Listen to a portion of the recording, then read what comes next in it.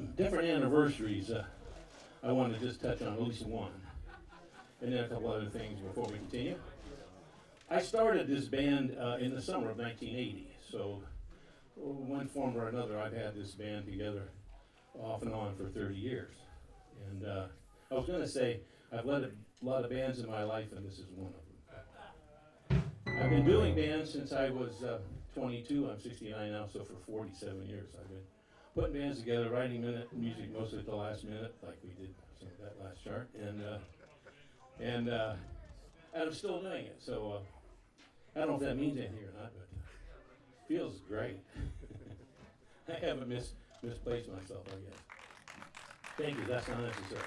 What I wanted to say is that in having this band and other bands I've had, that some of these guys I've known them for quite some time, and they have played in various bands I've had, and nobody's like a consistent member, to say the least, because everybody has other gigs. But there are some guys here that have been playing this band since the 1980s, and I believe that would include Tom Marino and John Pappenbrook and Fred Selden, I believe. I think Jacques Boymont had played first in the 80s with the band, I think so, and Stan Watkins. At my place, yeah.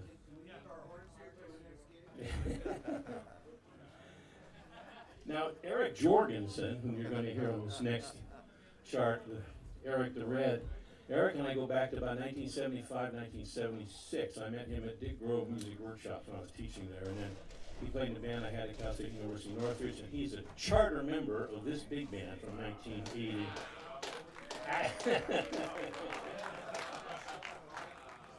Jeff Stradling first played in bands I led in Utah in the fall of 1973.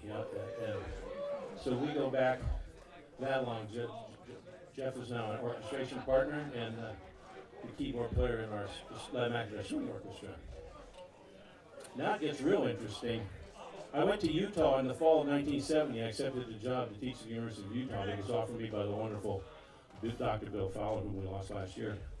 And that very first year in 1970, which I'm sorry to say is 40 years ago, both Glenn Garrett and Bruce Fowler were in that first band. So my association with these guys goes back 40 years.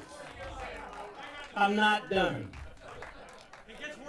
It gets worse, right. I know who's next. My first band was at Ohio State when I was just a youngster. I started a band in the summer of 1963. It was a Maynard band. It was like 4 saxes and 4 trumpets and 2 trombones and 3 rhythm. And the next year, the second year I had the band, a freshman showed up, and he played really, really well, and I was really happy to put him in the band, and he's played in all of my bands since then. He's on all the CDs, and that's John Cross. 46 years, but no goddamn watch. That comes at 50. So I feel really, really, really blessed to know all these wonderful musicians, and even more to have this association with so many of them that goes back such a long way. Because they're not only great players, but they're wonderful. They're wonderful players. They're dear friends, and I love them very much. We're going to do Begin the Beguine. This is a chart that was done on an album that has yet to be released because I've never finished mixing it. Features Eric Jorgensen on trombone. Cole Porter's great tune, Begin the Beguine. 4, 5, or 6. There was when was Artie Shaw died in 1994, 2004, at the age of 94. He had made a hit recording of this tune in 1938. This isn't anything like that. But there was an announcer on network TV who said he was famous for his recording of Begin the Beguine.